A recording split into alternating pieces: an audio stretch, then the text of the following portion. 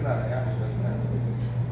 Ang singsing na ito ay binibigay ko sa'yo bilang tanda at tipan ng ating pananampalataya at nananatiling pag-ibig sa isa't isa mula ngayon at magpakailanman sa pangalan ng Ama at ng Anak at ng Espiritu Santo. Amen. Ilagay. Isindi nga po yung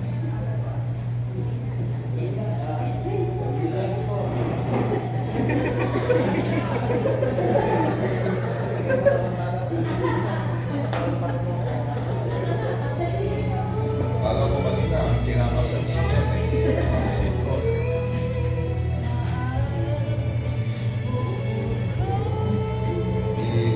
Itumba mo mga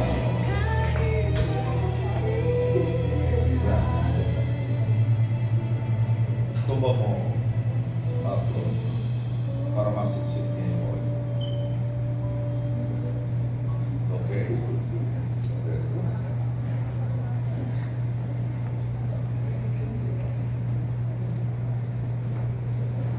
Two almost the same candle, but distinct in character. Pareho kayo nilikha sa wangis ni Lord at niligtas at naging anak ni Lord ngayon, possessor of eternal life. But if you will examine yourself, herself, and you are completely different being. Okay? Makikita nyo kaya nakakaroon ng conflict ang mag-asawa. It's because iba yung gusto mo, pati na sa pagkain, sa gusto niya. Iba yung gusto mo kulay, sa gusto niya kulay. Iba gusto niya kung naka-electric fan, siya ayaw ng electric fan.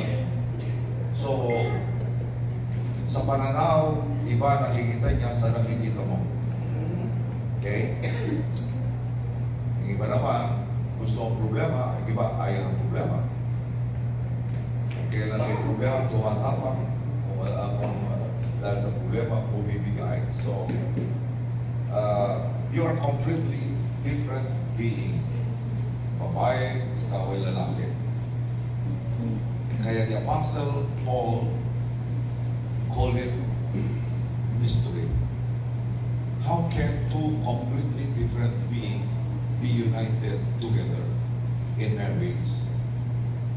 But because Jesus Christ is the center, you can be blended together, can work together, be united together. Lalo na when you are filled with the Holy Spirit. And imagine nyo ang age gap nyo. Maliban na advance mag-isip si Christine, medyo mabagal ka mag-isip, magtatanong kayo doon. Okay? So, you need a lot of grace to overcome your differences and to adjust quickly. But your love, as I listen to Christine's commitment to you, it's all revolved around her love to you. That's why madali ang ganung klaseng commitment. And you can easily blend it together. When Jesus Christ is Lord and when you love each other. Kaya you need Jesus Christ as a center of your relationship, your marriage. So I want you to light the candle at the center together. It means you need all the source from Jesus Christ. Together, draw near to Jesus.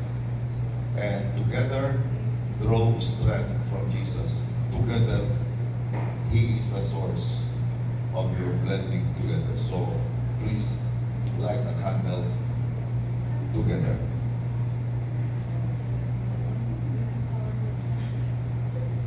Ang bawat oras ay ikaw ang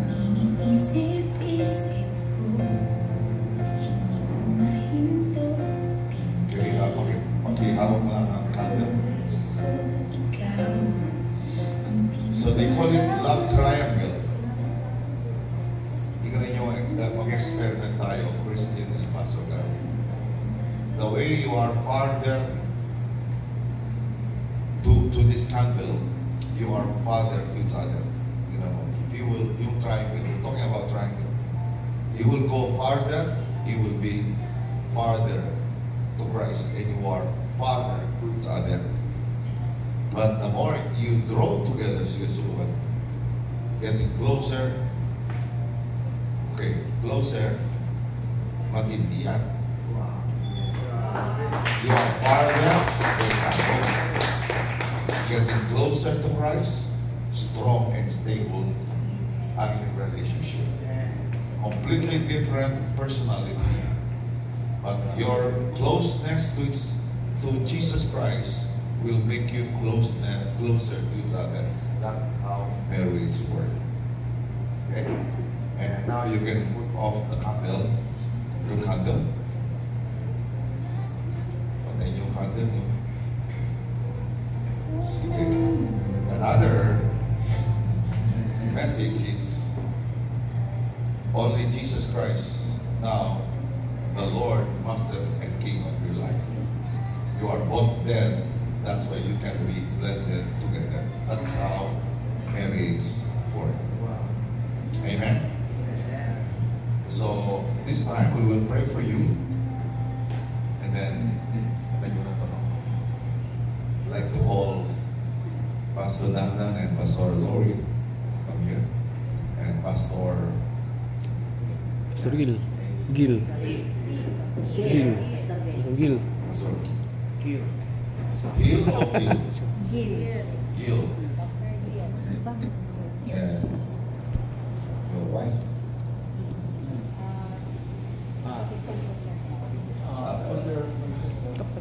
Okay, okay,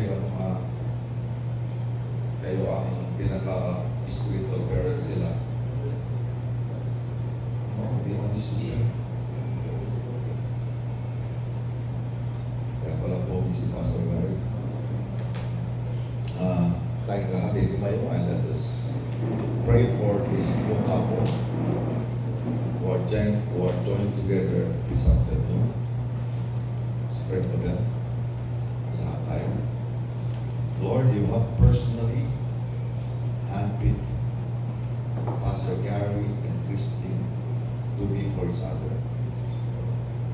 It is you who called them to be together, to be blended as husband and wife. Call it marriage.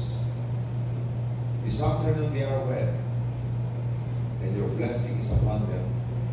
The blessing of their loved ones and friends, the blessing of the church, the blessing of kung natin pa mga parents at Christian parents are here.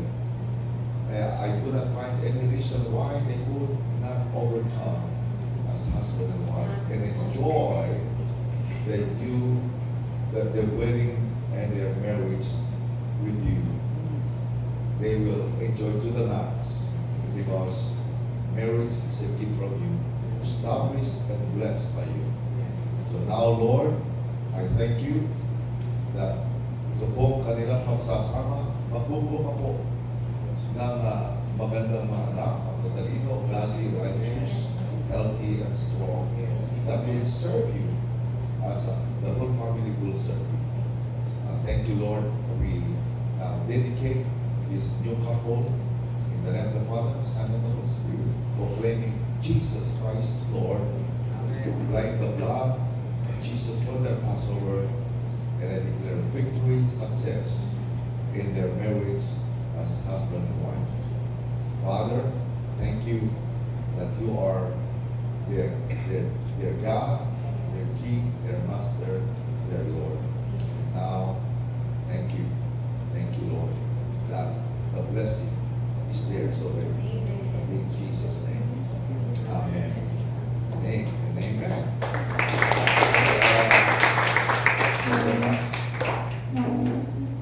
Pwede bang lumabas kayo dyan? Dito muna kayo. Alam na, Chris. Alam mo, hindi ko na lang. Kayo magsipa. Alam niyo na this? Ano ba this? Dahil sila